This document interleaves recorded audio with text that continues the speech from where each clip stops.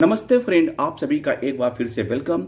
और friends, state Bank of India pensioners का जो केस दिल्ली हाई कोर्ट में, एक तो दो केस थे। एक तो ग्रुप ऑफ पेंशनर्स के जो 80959679/2016 filed by the group of pensioners, और दूसरा केस था 1875 of 2013 by FSBIPA, federation of State Bank of India pensioner association.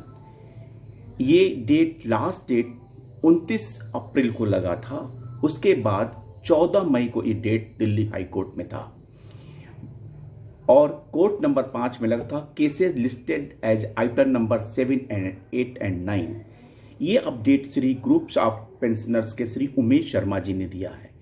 Bank sought time to reply to the amended writ filed by Federation of State Bank of India Pensioner Association, with which court agreed and granted them time to respond to and matter to be now heard on 20th August 25।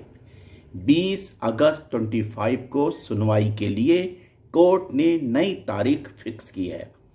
Group of Pensioners Council's request to hear us separately was not considered by the court, who said Federation case being lead case shall be heard first, and also this issue is common in Group of Pensioner and the Federation of State Bank of India Pensioner Association writ petitions before the court. Court first ordered to be listed in October, but at the insistence of Group of Pensioner Council for early reply in June or so, but ordered to list on 20th August 25।